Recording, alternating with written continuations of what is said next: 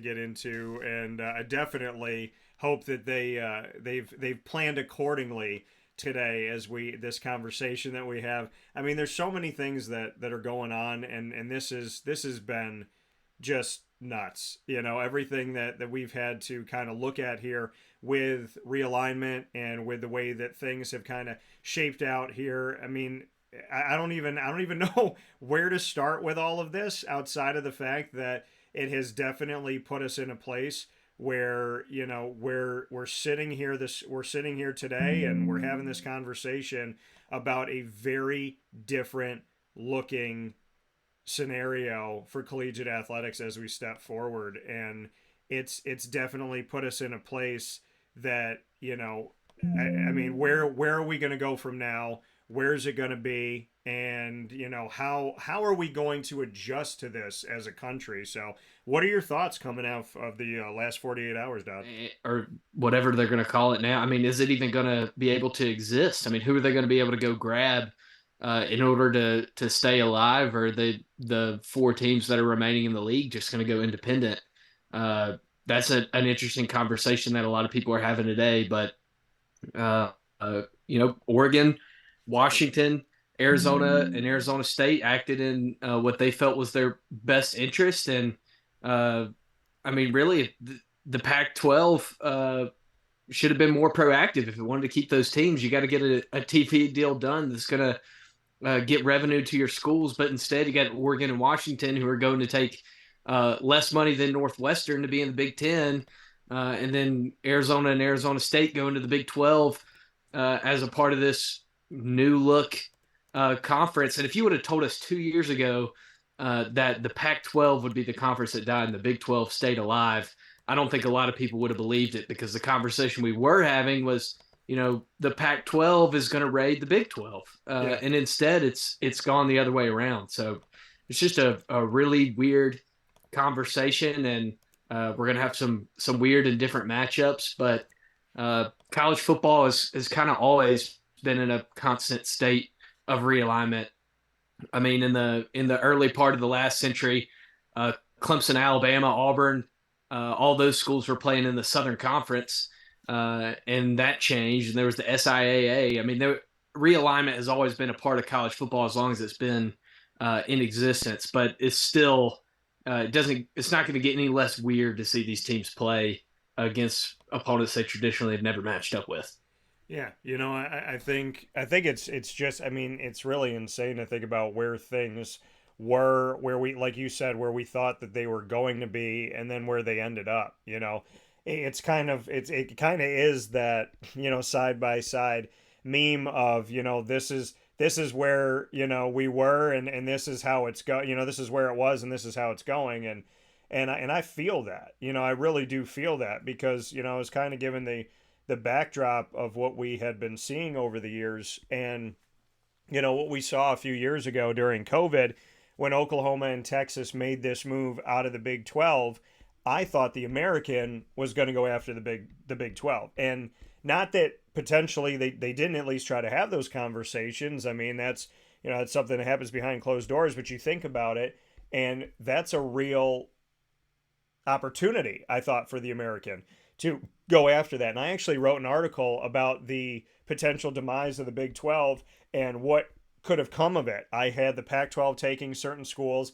I had the ACC taking West Virginia. I had Maryland returning to the ACC from the Big Ten. I had Iowa State joining Iowa in the Big Ten. I had the American Athletic going after the Texas schools with their big push to be down in Texas and move their headquarters to Irving, Texas. So I had them going after Baylor and Texas Tech and TCU, who they originally had gone after when it was the Big East, and Mike Oresco was the commissioner there. And then, I had the Pac-12 take a look at the Oklahoma State side of things, and Kansas State. So I had this breakup of the Big 12 that I thought was a real possibility. And then all of a sudden the Pac-12 gets on the chopping block, and the Big Ten says, okay, the SEC took the identifiers of the Big 12 by taking Oklahoma and Texas. We're going to take the identifiers of the Pac 12 in USC and UCLA. And then right after that, there was that conversation. Okay, what about Oregon? And Yeah. Washington was included in that conversation. And then it got quiet. But amidst some of this quiet time that we had, the American Athletic once again had to rebuild. And so they looked to Conference USA. The Sun Belt looked to Conference USA. And between the American and the Sun Belt, 9 schools were taken out of Conference USA. And after that happens, then we see Division II institutions jump to Division I in reclassification, like Lemoyne, which Wake Up Call is the exclusive multimedia marketing partner of, them joining the NEC. So we're seeing Division II schools having to jump up. We're seeing the conversation with some FCS schools. Do you want to go FBS? And all of this started with Oklahoma and Texas. They started the dominoes. They started the chips falling. When the SEC takes from the Big 12 takes from the American, they take BYU from the West Coast Conference and from Independent. Then when the Big 10 takes from the Pac 12 sits. The ACC sits. So, what are your thoughts kind of going back and reflecting on the last couple of years of that timeline that it all started with Oklahoma and Texas? So, with all due respect to both of those institutions, it's kind of their fault. Yeah, I mean, that's definitely what started all of this, madness in this latest round of college football, college athletics in realignment and expansion. I think one thing that's really interesting is that this latest cycle at the end of the summer was all ignited by Colorado, Yeah. going back to the Big 12, and Colorado, they seem like the geniuses in all of this, because when they left the Big 12 to go to the Pac-12 after Texas A&M and Missouri left, it seemed like they were making a proactive move then to avoid some of the ramifications that were going to happen from that move.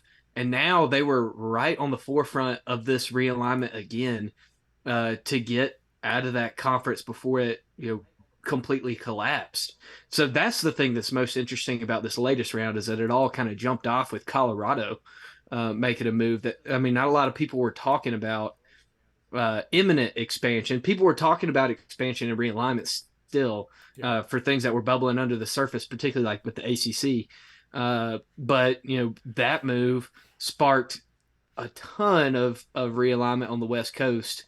And to me, it's still just mind-boggling to wrap my mind around the fact that the Big 12 was, seemingly under the radar 2 years ago, and now they perhaps are the most proactive in all of this. I mean, they've created arguably what'll be the best conference in college basketball with the moves that they've been able to make. And they're going to be a really competitive football conference with the moves that they've been able to make as well. So, Yeah. and they were able to keep it somewhat regional with the moves that they made. It's not going to be a crazy travel burden when everything really shakes out. Um, One thing that's going to be interesting is we're going to see a lot of pod style scheduling that's going to happen in this new college football universe, because that's the only way that it's going to work. And you wonder how the revenue shakes out with the travel budget. I don't think it's going to be as much of a concern as some people maybe think it's going to be, because unless if the economy falls on hard times, that's one thing you got to keep in mind too. What happens if none of these schools have any money? Yeah. If their boosters aren't able to give anymore, if we run into a bad economic situation in this country. So that's something that's going to be interesting to see if that plays out. But yeah, there's just so many variables that we could discuss about all of this. And then obviously there's the what's next. With the Big Ten moving to 18, is the SEC going to push to move to 18? Is the Big 12 going to keep moving towards expansion? And then obviously, Florida State was really loud a week ago, and I don't think these moves are going to make them any more quiet. Yeah. With what they're looking for their institution. Yeah, here with Alex Dodd on Wake Up Call with Dan Tortora, and a special bonus edition following this conference realignment craziness that has ensued. You said Colorado in this next wave was that first chip to fall in the latest chapter of conference realignment and collegiate athletics, I can't help but believe that primetime knew. Because these things don't happen overnight, Alex. And I was talking about that with Ross a little bit earlier today. It's this. This is not one of those 24-hour things. This is not one of those knee-jerk reactions. There's things that are set in place. I mean, there was rumors about Oregon and Washington going to the Big Ten half a year ago. I mean, Yeah. when you look at Colorado, and people said, why would Deion Sanders go to Colorado? I think it's because one of the pitches, and this is just my opinion, this is not me being in the room, but I feel like one of the pitches to Deion was, hey, why don't you come coach our football team? And he goes, Colorado? And they're like, we're going to be going back to the Big 12, and this is our plan. And he's like, Colorado. And so, like, that's what my guy. But I think, I think that there was something, there was something about prime time going to the middle of the country to Colorado that just didn't sit with me, that it was just about coaching their football team. And I just had a feeling. So now that this happened, am I surprised? No. And I think the other part of that, like you said, when Colorado makes that move, I made mention of this, and I put this out on social media last night. The Big 12 went from could have died, lost our namesakes, to added 4 programs, to added 4 more. They were the Big 10 when they were called the Big 12, because they only had 10 schools with Oklahoma and Texas. Then they became the Big 8 again, even though they were named the Big 12. And as the Big 8, they get back to 12 for the first time in a long time, adding BYU, Cincinnati, UCF, and Houston. Then they go and take Colorado, and then shortly after, a stone's throw away, they take Arizona, Arizona State, and Utah. They went from being the Big 8 to being the Big 16. In realignment, the Big 12 doubled the size of their conference. Can we give some kudos to what the Big 12's management did, what these presidents have done, what these ADs have done, and the leader, the commissioner of the Big 12, to sit down and look at what could have been the death of his conference, and it turned into doubling the conference and giving them major names to continue on their history in this new era. I think the Big 12 arguably has done the rabbit out of the hat better than anybody else. Yeah, I mean, it's kind of unbelievable what they've been able to do, and what Brett Yormark has been able to do as the commissioner of that league. I mean, an aggressive but an intentional strategy. I mean, you keep some traditional rivalry games. I mean, BYU and Utah are in the same athletic conference now. 2 traditional rivals. Arizona and Arizona State are able to stay in the same conference. And obviously the ones they already had, like Kansas and Kansas State. I mean, they've done a great job at keeping regional ties in a new look Big 12 or Big 16 or whatever they're going to call it. Who knows what any of these leagues are going to be called, or if they're just going to keep the same names like they did before, or if they're just going to rename themselves in something entirely. Who knows what's going to happen with all of that. But yeah, they're definitely, if you look at the situation that they were in when all of this got rolling, and you look at where they are now, it's hard not to say that they're the biggest winner in all of this, despite not having the biggest television contract that they're going to be able to get out of it. But regardless of the numbers, the job that they were able to do to save their league, and to look out for the schools that were left after Oklahoma and Texas got out. I mean, it's just remarkable what they were able to do. And you wonder if they're done.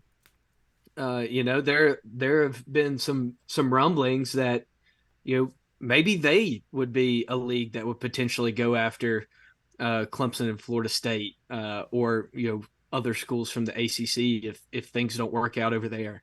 That wouldn't surprise me, with the way that they've been able to fly under the radar and continue to be aggressive, making positive moves. It wouldn't surprise me if there were some conversations that were happening behind closed doors in that vein. So who knows what the next step is going to be. I know that if there is going to be anything happen to the ACC, there's a limited amount of time before it could take effect in 24. We got about 10 days. August August 15th. 15th. Yep. August 15th is the date to circle on your calendar. Yep. If nothing happens by then 2024 will look the same. So it's going to be interesting to see. Is it done? Have we settled down, or is there yet another chapter in this latest installment of college football, college athletics, with realignment and expansion?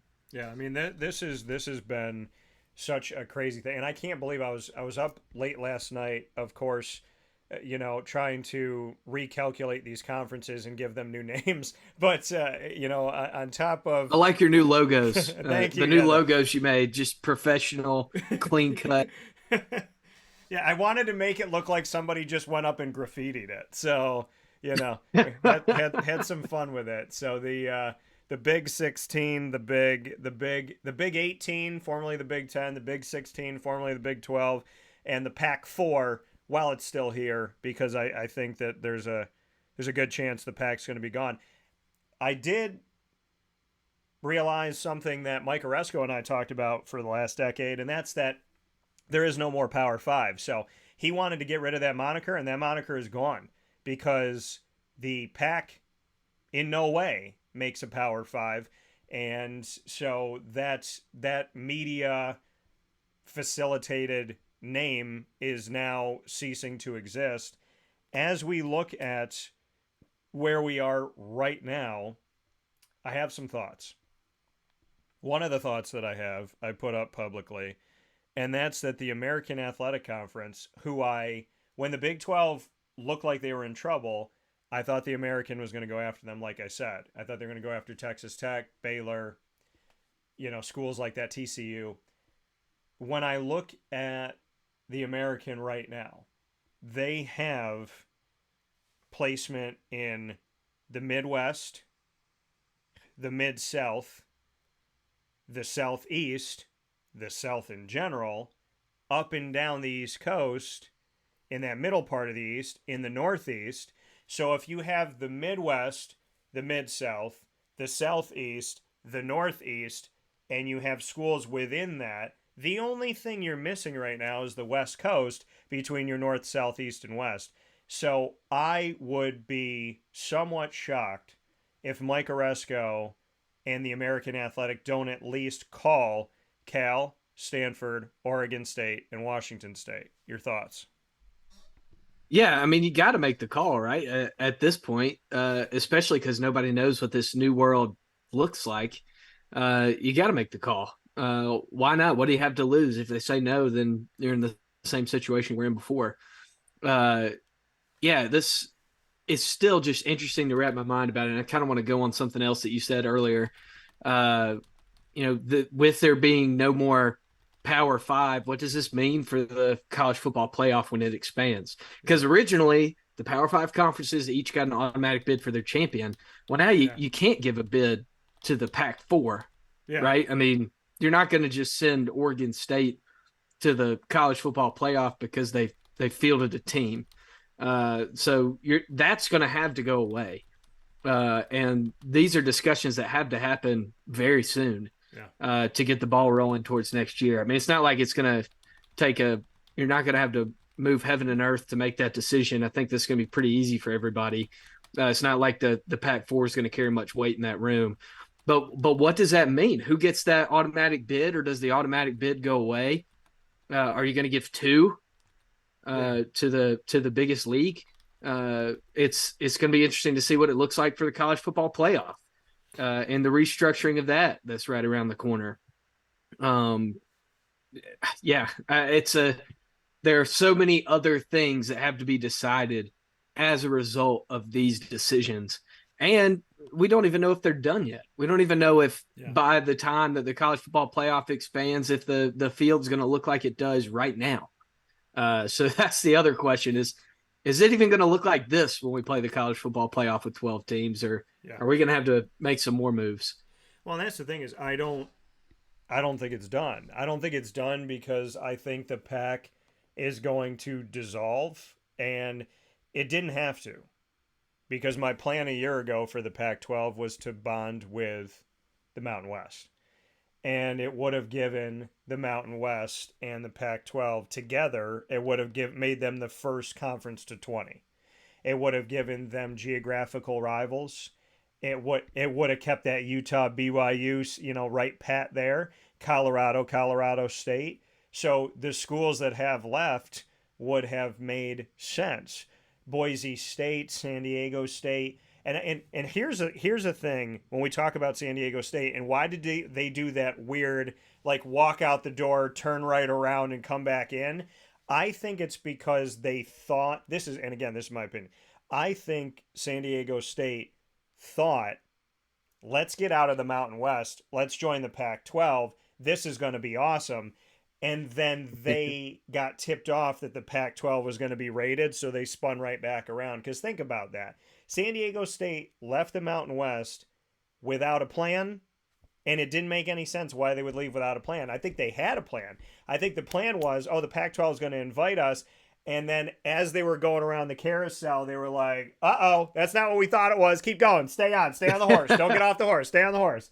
And put another quarter in. Get another token. Come here. Come on. So I feel like that's why San Diego State looked the way that it looked. I don't think that was a mistake, and I don't think an institution is that stupid. So I think the tip-off that something was coming was when San Diego State did that about face. And I'd love to get your thoughts on that. No, yeah, that's got to be what it was, that they saw the writing on the wall and they reversed course as quickly as possible. They may be a winner in this scenario too, because they could have put themselves in a horrible situation and be in the Pac-5 right now. So good on San Diego State for seeing if that is what happened, for seeing the writing on the wall, for realizing that they had almost married a corpse bride and turn it around. Because that would have been a disaster for their athletic programs to make that move. But yeah, I mean, it's definitely, you've got to imagine that there were a lot more people on the inside than we think there were. Oh yeah. Like Deion Sanders, potentially, like the San Diego State athletic department. You got to think that there were people who, did a little more digging because they knew the right questions to ask, and were able to make decisions accordingly. Yeah. And for those people, I imagine that they're feeling all right. And you've got to wonder what the thought process was for these schools that are stuck, what they were thinking. And what they're thinking today. Are they in full panic mode, or do they have something lined up already that they're planning to do in the coming days? And I guess we'll find out in the coming days. Yeah, and I think that something is going to be coming here, because it doesn't make sense for the Pac to continue, and it doesn't make really a lot of sense for the Mountain West anymore, because where's the value that they could have gotten? So, and again, here we are looking at, in the background, staying really eerily quiet, the SEC. And I have said for probably 2 years, Clemson, Florida State, Miami, at least, SEC. People are saying Big Ten now. People are saying today, the Pac should join the Mountain West. I was like, well, I said that a year ago, and right now it doesn't really make a whole lot of sense, because the Mountain West is going to get 4 schools, and that doesn't really make a whole lot of sense to them. And I don't know if it genuinely, I mean, it's going to build the brand a little bit for the Mountain West, but is it drastic? No. I just had a conversation in my commissioner corner where for years now I go around the country and speak with the leaders of conferences, and in my commissioner corner with Dr. John Steinbrecher of the MAC, I said, wow, you got to be pretty darn happy, because you might be the most ironclad conference in FBS right now. I mean, the way that they've just joined and stuck together. We've seen the Sun Belt make moves, Conference USA's made moves, the Americans made moves, the SEC, the Big 12, the Big 10. We've seen a lot of movement going on. But I told you this a few days ago, Dodd, and I'll say it again. The worst action is inaction. That was my quote for the ACC at ACC Kickoff 2022. My quote for the ACC Kickoff 2023, the worst action is inaction. The fact that I said it in 2022, I was concerned for the ACC. The fact that I said it 365 days later, concerned would be a light term for how I felt about it. Now, I did speak with the commissioner, and I aired that this morning.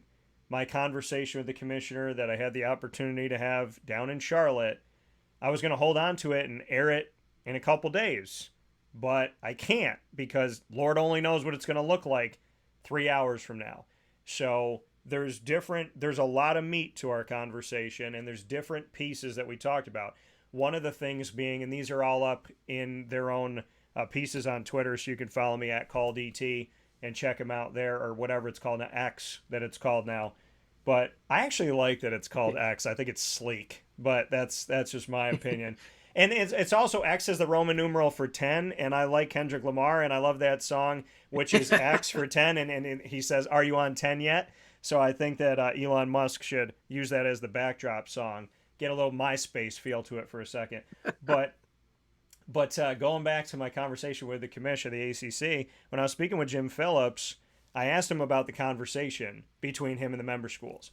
And he said, we're either talking to one of them or all of them, someone in our staff, every single day.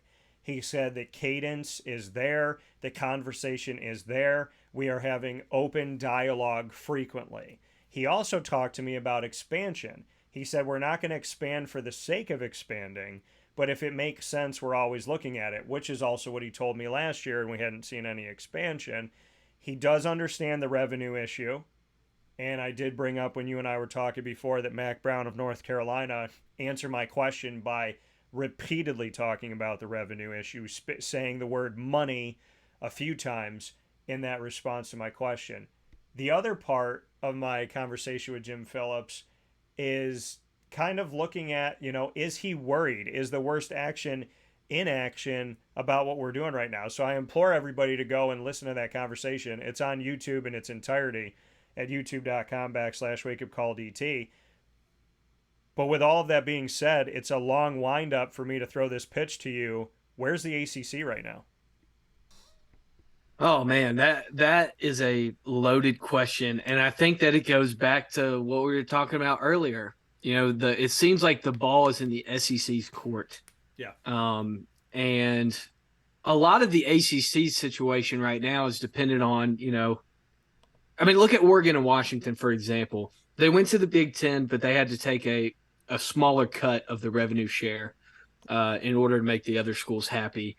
And I think that that's part of what the SEC is going to have to navigate is, they're going to have to figure out if Disney, if ESPN is going to be able to pony up and pay for them to add 2 more schools in a way that makes sense for all of their institutions. So that's part of it for the SEC.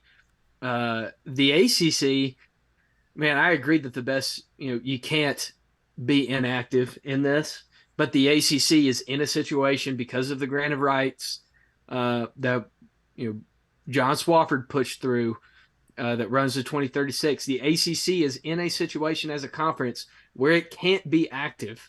And who are they going to go get at this point that would actually bring more revenue to the table for the schools in the conference to put them on a level playing field with the Big Ten and the SEC, or at least, move the ball down the field, make it closer, close the gap a little bit, because you're not going to be able to get on the same playing field with the pieces that are available on the table. So that's the part of expansion that doesn't make sense for the ACC and why their hands are tied, because they know if they open up that grant of rights, that it would take a number of hours, I think, for somebody to leave, for multiple schools to leave the league if they opened up the grant of rights. So I think they're kind of hiding behind the grant of rights right now. Yeah. And the question is, it goes back to what we talked about the other day, is, are these schools that are unhappy with revenue distribution in the conference, in the ACC, are they willing to just leave and say, we'll figure it out in court? We'll find a friendly judge and drag this thing out for 5 years and see if our challenger in the judicial process still exists. And I think that that's kind of the point that we're at. If an invitation was extended today to Florida State, they made it really clear in their board meeting earlier this week that they would be gone. And if Florida State's gone, it's really hard for me not to think that Clemson would be in lockstep with whatever move they made. Yeah. And then after that, you got Miami and North Carolina, you got Virginia, you got other schools with really good tradition that will be looking to make other moves too. Like a Pittsburgh, like a Virginia Tech, like a Virginia on the basketball, baseball side. So there are a lot of schools that are unhappy. And there are some schools that, the ACC is their lifeline. They don't, there are schools in the ACC that don't spend as much money on athletic facilities, and they're content with the being third in revenue distribution among major conferences. Yeah. And you wonder what's happening for those schools and what those schools are thinking about today. Because imagine that at a place like Boston College, the mindset in the administrative offices is very similar to what it is in the ACC's conference office right now. That they're hoping and praying that grant of rights is as strong as they've said it is, and that these schools that are unhappy will bite the bullet for a little bit longer. Yeah, I mean, the ACC, as it stands right now, I was not going to be surprised within the last 2 years if Clemson, Florida State, and Miami left. With all the movement in the last couple weeks, I'm not surprised if these teams were. I mean, if anything, it's just expedited it. Florida State's out in public. I believe Virginia Tech's leadership has been out in public. There's conversations that are leaking into the public sector from the school itself, from the board of trustees, from the powers that be, saying we're not okay with this. And again, to not to belabor the point, but Mac Brown to me is a bell cow for the ACC. And when I asked him about the state of the conference at ACC kickoff, that North Carolina head coach looked right at me and said, we need to do something about the money. We got to figure out the money. And when I spoke with Jim Phillips, he said, we're well aware of the money. It's a lot of money that these teams are making. And to look at the ACC, this wasn't a bad deal. And to a lot of people, would take the money in a heartbeat.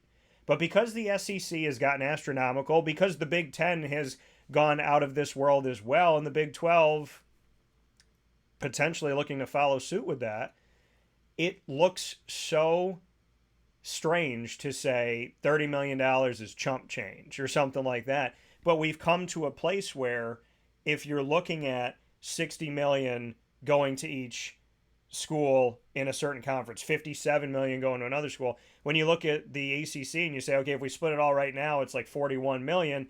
Well, then there's a $20 million gap between you and these other schools. And the Big Ten, with everything that they're looking to do with their new media rights deal, I mean, what are we really talking about here, Dodd? I mean, yeah, there's discrepancy between the SEC, the Big Ten, and everybody else, but what are we complaining about?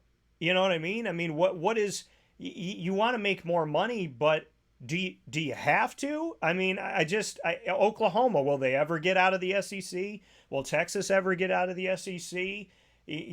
Will Colorado make any more sense in the Big 12 than they made in the Pac 12 besides geography? Are they going to be relevant on the fields in the courts of life? I mean, for the sake of making money, I understand that the ACC schools arguably want more. But is what you're making bad, or is it bad only because the SEC and the Big Ten are making monopoly money at this point? Well, I think it's a little bit of both, but another part of this conversation is if you're a school like Clemson or Florida State that's won national championships in college football in the modern era, and you want to continue to win national championships in the modern era, then you need resources. and that's the part of the conversation is you've got to be able to keep up Yeah. with Alabama and LSU and Ohio State and Michigan and Oregon. You've got to be able to keep up with these programs financially in order to sustain your athletic department to then compete for national championships. So that is a big part of it. Is if they want to continue their traditions of success. I know Florida State's had a bad decade, but we're not too far removed from Florida State winning a national championship. They made the college football playoff. They didn't have a good experience at that college football playoff that they made in that first year, but they've been there. They know what it tastes like, and it's not cheap to go to the college football playoff. And it's not cheap to build your athletic department to a point where people want to come play there. Yeah. And if you're competing on the recruiting trail like Clemson and Florida State are with Georgia and with Florida, and you're competing regionally for these recruits, and you have one conference that says hey, you're going to go to the college football playoff every year in this new format, and there's pretty much no question about it. And we've got these facilities that'll run circles around this other school, this Clemson or this Florida State that's looking at you. And, with the other thing too, is you don't have to fundraise as much for your athletic programs when you make that much from TV money. So that frees up your booster dollars to go to other places like NIL to where you can compete with those other schools. All of these things are tied together. And this is just one piece of it. The TV revenue is just one piece of the conversation, but it's a piece that really matters in terms of wanting to compete for national championships. If you're an athletic department that's not on the forefront of your mind, or you're fine with winning, the Olympic sports are obviously different. If you're okay with just winning national championships in Olympic sports and being competitive in football and basketball, then maybe this isn't something that you would be interested in. But if you do want to be one of those top teams, then this is an important conversation to have. Yeah, I mean, here with Alex Dodd, Rapid City Journal sports editor on Wake Up Call with Dan Tortora, in a bonus episode of the show live for you around the world because of the Collegiate Athletics Conference realignment craziness. Dodd, a few points before we saddle up for today. You brought up, I mean, like I said, they're all making money, and it's money on top of money, and how is this not enough money? But like you brought up in the conversation of Clemson and Florida State, they can turn and look at the conference and say, you need to listen to us, because football wise, Florida State, and I told everybody with Mike Norvell, I spent 4 years with him at Memphis, I said, y'all are going to be fine. And now they're feeling themselves, right? Florida State's feeling good. Community's feeling good because they think they got it like that. And they probably will, because you got the right guy. And with Florida State getting back up, and I not stunned at all that the media picked them second overall, Clemson and Florida State are in a place right now where they can have that conversation with the ACC and say, listen, we are your representation. There may be times where NC State's going to have a good year, and Wake Forest, and these are good teams that are consistently good, right? Consistently good. So under Dave Doran and Dave Clawson, when we talk about NC State and Wake Forest respectively. So you got coaches that are consistently going to do some good things. You've got Clemson that's going to fight for national championships. You got Florida State pushing to fight for a national championship and get into the college football playoff. With that inside of your conference, and then you look at basketball and you have North Carolina and Duke saying, hey, without us, you don't exist, a long time ago. Now the conversation becomes, do they just band together and break the grant of rights? Does the majority just get together and say, listen, we're going to dissolve this? Not meaning that we're all going to leave, but we're going to band together to break this grant of rights, to force the conference to have to listen to us. This is how it's got to be. We're going to tell ESPN, no, this is not good enough. This is not what we're doing. Look at what the Big Ten just did. The SEC's freed up ESPN space. The Big Ten's freed up ESPN space. ESPN's fired God knows how many people, so they freed money up somewhere. So there has to be a conversation to go back to the table where I can see the member institutions of the ACC saying, Jim, if you can't get ESPN to change this deal, we're going to break the grant of rights and we're going to force you guys to do it, or else we're going to leave. Because I genuinely, for 2 years, have seen Clemson, Florida State, Miami leaving. Miami, I went through that with the Big East. Miami, if people think Miami has any type of loyalty to the ACC, you're out of your mind. When I look at Florida State, I don't think that they really have to either. And Clemson fully understands that they were part of the Southern Conference, the SoCon back in the day. So they know that they don't have to really. I mean, Clemson holds all the cards when it comes to football. Florida State holds some cards. Duke and North Carolina, Virginia hold the cards when it comes to basketball. And if we're leaning on all of that, and I know a lot of this is driven by college football, but inside of the ACC, something is going to have to change, and it's going to have to change drastically. And the only way that it changes is if ESPN or some taker is forced to expand this. Two things have to, and I understand, and Jim Phillips spoke with me about this, I understand that the ACC is obviously looking at uneven revenue sharing, which is something that makes perfect sense because Clemson should definitely have way more than Syracuse, and I'm saying that coming from Syracuse. I mean, I know the reality of that scenario, but I think where we are right now is the revenue sharing has to be tiered, and there has to be a different makeup of this. Again, it's crazy money on top of crazy money, but if Clemson and Florida State are looking at this football-wise, they're going to turn to the ACC and say, there's no reason for us to be here. There's no reason for us to make this much money when we could be making this much money. And if Clemson goes to wherever Clemson goes, they bring value. Wherever Florida State goes, they bring value.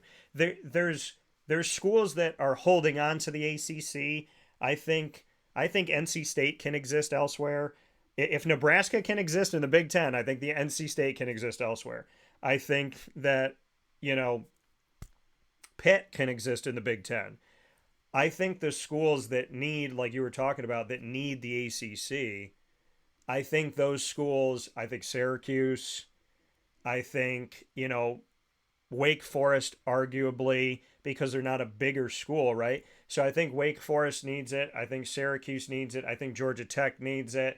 I think that Virginia, to a certain way, needs it. I think Virginia Tech might want to flex their muscles, but I don't think they have a lot to argue right now. I think they need it.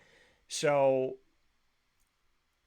what do you think's going to happen here if you had to put your chips down on something? What finally forces the ACC to stop this inaction that they've had for over a year that's been driving me nuts? I don't know if anything will at this point. I think that the folks at ESPN are content with paying less money to the ACC. I think that there were probably some people in suits that laughed when the ACC signed a deal to run to 2036. I mean, who in the world signs a contract for that long with no growth incentive? It just seems laughable in hindsight to look back at that deal. I don't know if there's anything that the ACC can do. I think that the ACC is just trying to hold all the pieces together. And that's not a good situation to be in. That's what the Pac-12 was in. The only difference between the ACC and the Pac-12 is that the ACC's grant of rights deal has these schools locked into 2036. That's the only difference, is that they just were able to kick the ball farther down the road than the Pac-12. So we'll see what happens. August 15th is the date to have circled on your calendar. Another thing about, Clemson and kind of their ties to the conference. Yes, Clemson's a charter member of the ACC. They were in the room where it happened, but Clemson has always looked out for Clemson in terms of decisions for its athletic department. I think it's going to continue to do so. So we'll see what that looks like by August 15th. We might be having another emergency show in 10 days. Who knows? So Dodd, as kind of a closing note, what happens first? The ACC's poached. the Pac-12 dies, which one happens first? I think the Pac-12 is already dead. Yeah. It's just it just hadn't been written down. They just hadn't put the epitaph on the tombstone. That's where we are with the Pac-12. I think it's already dead. But the next dominoes to fall are in the ACC. So whether that's going to happen in this cycle or not, to be determined. But it certainly seems like it's a matter of time. I don't know how much longer the status quo can hold. So we'll see. Yeah, I think, again, the worst action is inaction. I couldn't say it enough last year. And I literally, like a week before going down to Charlotte, I said, am I really going to have to say the same thing a year later? Like, has there really been no movement? And now the ACC is in a place where there's, if the Pac-12 has been pushed out into the Pacific Ocean, and the Big 12 and the Big 10 and the SEC all look good, just because the cannon didn't turn to you yet, what makes you think in these waters that these pirates aren't looking to take somebody else's something? And I mean, the American, I think they're in pretty good shape. I don't worry about the American right now. I don't necessarily worry about the Sun Belt. I do want to throw this at you as like I said in these closing remarks. UConn, West Virginia, Maryland, Coastal Carolina. I had another one. UConn, Kansas, because of basketball. So Kansas, UConn, West Virginia, Maryland, and Coastal Carolina. ACC schools that should be called. Agree or disagree? Yeah, it's interesting. I mean, I don't know if the ACC is gonna be able to get anybody from the Big 12 at this point. I think that those schools are probably content with the moves that conference has made in the last year. Uh, I mean, the other part of it is, it's great to add members for the sake of adding members, but what are those members going to do for you? And I think the Big 12, if they knew a year ago the stuff that they were going to be able to accomplish in the last 3 weeks, that maybe they would have went about their strategy a little bit differently and not added some of the schools that they did. So that's the thing. Expansion is great, but with that expansion, you have to add value in terms of dollars and cents.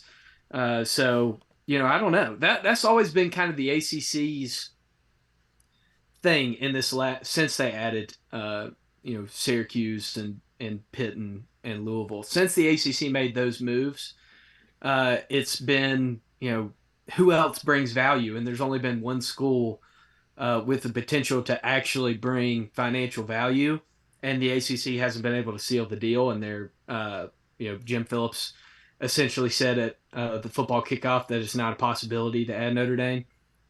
So that's been the white whale for the ACC in a sense, and you wonder if there are any chips left on the table that make sense. In both spellings of the word for the conference. So we'll see. I think it's more likely that the ACC doesn't add any members until they have some leave. So I don't know. We'll see. Yeah, well, got to do something, right? Playing defense right now and not offense. Playing defense for over a year, the ACC. I just haven't liked this situation for them, and I don't like this situation even more so after these last 48 hours. So we'll see what happens. Check out what Jim Phillips had to say on youtube.com/WakeUpCallDT, the ACC commissioner. We will continue to be, I will have my nose to the ground like a bloodhound trying to figure out what's going on with all this. And stayed up late last night, having conversations last night, trying to gauge things last night. So I'm definitely fully into what's been going on. And for the last 2 or 3 years discussing it, certain things I wanted to be right about, certain things I didn't. We're in an area right now where I did not want to be right. So I'm looking to see what could happen on a positive side for the American Athletic Conference, what could hopefully happen for the ACC, because they're in disaster territory right now.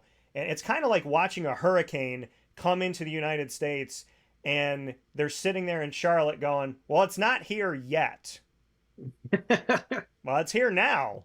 And Yeah. and it's kind of ironic because the hurricane is here now when it wasn't here before, like you didn't think it was going to get here. And the Miami Hurricanes might actually go out with this hurricane, which is also unique to this point as well. So we shall see. I got a lot of puns and plays on words coming up for you on Wake Up Call. For Alex Dodd and for Ross Turetsky before, thank you for tuning in. Dodd, as always, I appreciate your time. And if we know anything after today, it's that literally anything can happen within the next 15 minutes. And I look forward to having you on my emergency speed dial. Absolutely. Thanks for having me. Always good to join in with you, DT, and the good people up in upstate New York. Yeah, let the Big West know and everybody up there. At least they look good right now. They're all right. Everybody's safe up there. Oh yeah. Oh yeah. All right. Be well. I'll talk to you soon. See ya. Take care. That coming here on Wake Up Call with Dan Tortora, where sports truly meets that thing called life. Folks, to kind of bring this all together and wrap up some thoughts, because there's a lot of things on my mind. And when I speak on college realignment of things that have happened, could happen, things that people never thought would ever be possible of happening, myself included, to kind of wrap up this entire show today, as we look back at it,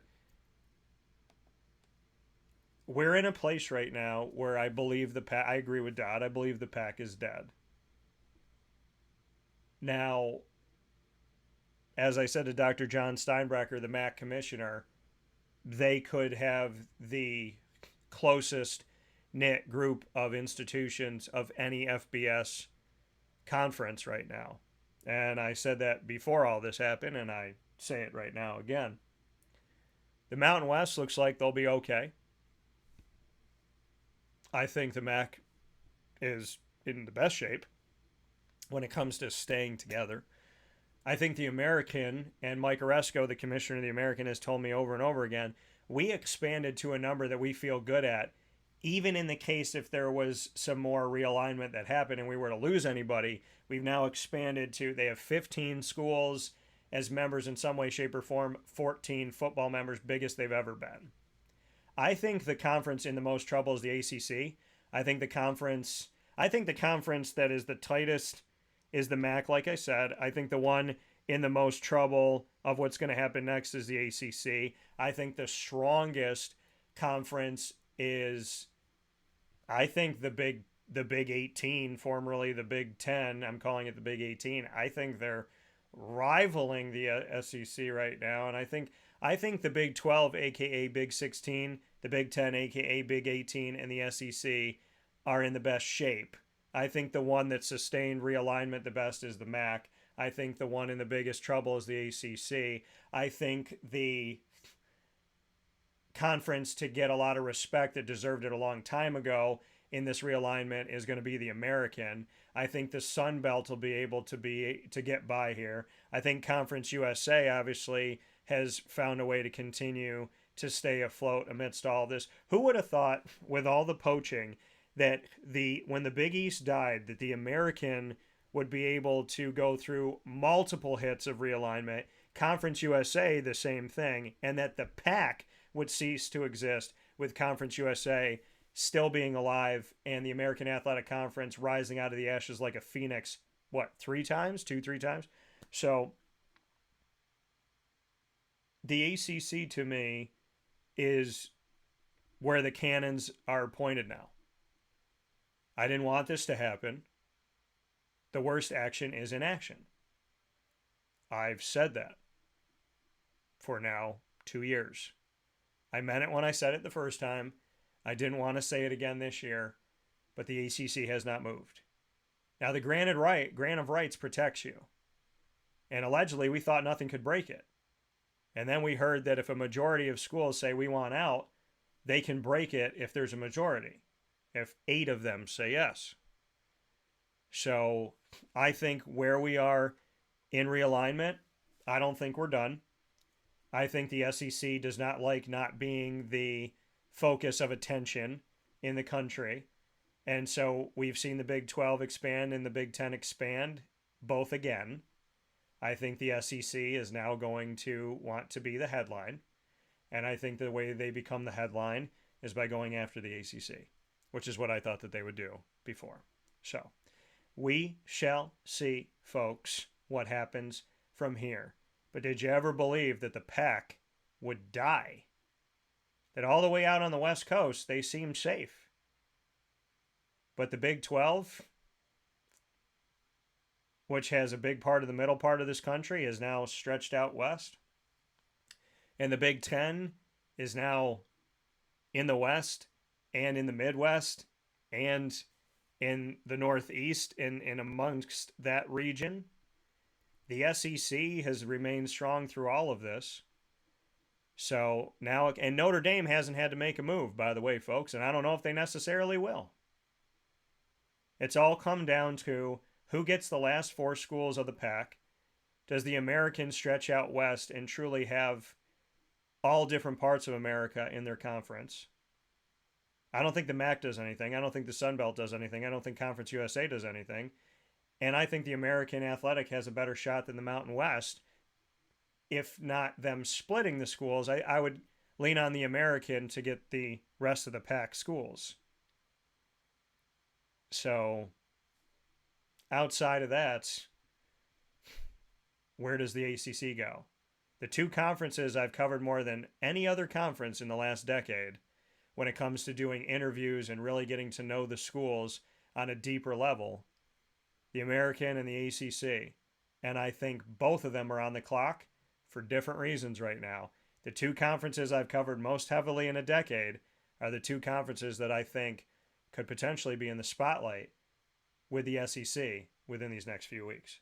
We'll find out here on Wake Up Call with Dan Tortora. Join us every single Monday through Friday from 9 a.m. to 11 a.m. Eastern Time on YouTube.com and Facebook.com worldwide, Facebook.com and YouTube.com/WakeUpCallDT, and on WakeUpCallDT.podbean.com. Once we go live, we jump into the archives, and you can check us out on Amazon Music, Audible, iHeartRadio, iTunes and Apple Podcasts, MixLR, Spotify, Stitcher, TuneIn, YouTube, Podbean, Podvine, Player FM, all by searching Wake Up Call with Dan Tortora, or one word, Wake Up Call DT. A big time shout out to our awesome partners, Carvel DeWitt, the Wildcat Sports Pub, 317 at Montgomery Street, Great Lakes Honda City, Mon-Pa's Kettle Corn and Popcorn Factory, Pizza Man, Chick-fil-A Cicero and Chick-fil-A Clay, Canine Campground Dog Boarding, Chick-fil-A Watertown, GG Cards and Breaks, Avicoli's, PB&J's Lunchbox, Mother's Cupboard.